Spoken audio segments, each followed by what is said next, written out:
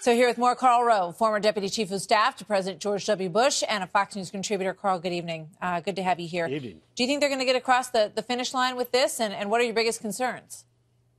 Yeah, I think they will get across the finish line. Some of this is background noise. Some of it is real concerns as people try and get some issues resolved. You pointed it out, and Senator Lankford pointed it out. Steve Daines of Montana, Ron Johnson of Wisconsin, they're concerned about the treatment of small business versus corporations. You have the deficit hawks, Lankford, Flake, and Corker, who are concerned about what's going to happen to our growing deficit. Are we going to match this with some spending restraint? You have others that are concerned about whether or not the mandate is. Susan Collins is concerned about whether or not the repeal of the individual mandate is included in there. But look, I sense that this is a process that is coming together, where there are people narrowing their differences, where nobody is saying it's got to be my way or the highway, but people are saying, will you listen to my concern? Is there something that we can do together about it? Yeah, it kind of felt like that right before the health care vote, too.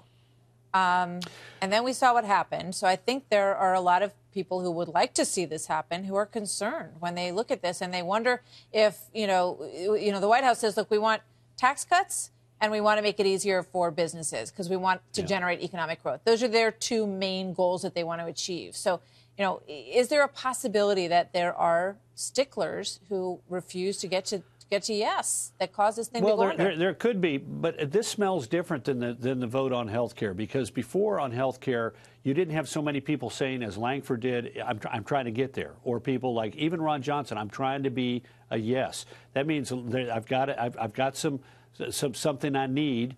I want to try and get it, and I'm willing to settle for some, maybe not all. And look, in this big complex piece of legislation, it's so complex. If you change this dial here, you can compensate for it someplace else. Unlike, we're going to get rid of Obamacare or we're not. Your state's going to be better off or it's going to be worse. Here, you can do some of those dials. I think the biggest threat to the passage of this are the legitimate concerns that people have about what's this going to do to the deficit. And if I could just spend just a second on that to show you what I mean. Sure.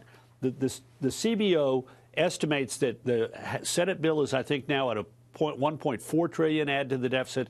The House is $1.5 trillion add to the deficit. Now, that's really not completely accurate because of a thing called current policy. This, in essence, means that hidden in that deficit number are $400 billion of offsets.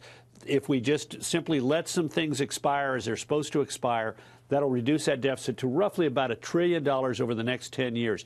The federal government is supposed to take in $43 trillion in revenue over the course of that time. So the question is, can we find 2 cents, 2.25 cents in savings out of every dollar of revenue that we're bringing in? And that's the concern that Lankford and others have. Do we have a commitment to long-term restraint of spending so that the deficit doesn't really grow by $1 trillion or even more? If you've got $437 billion in wasteful and inefficient spending, as Senator Lankford's report says today, I think you can find 2 cents on the dollar, don't you? Yeah, I do. And look, there's another thing at play here.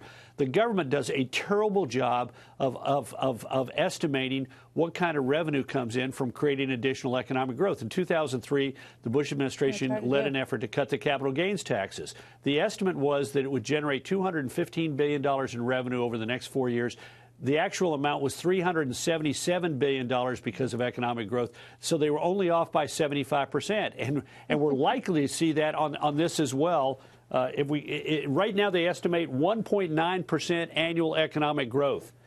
Every 1/10% generates $270 billion over 10 years. Yeah. So if we get this up, if we get 4 years of 3% growth, so, if we get 4 years of 3% growth, $1 trillion. Now, I'm not certain it's going to happen like that, but they do a lousy job of estimating revenue coming in. They do a better job of estimating spending going out. Thank you, Karl. Good to see you.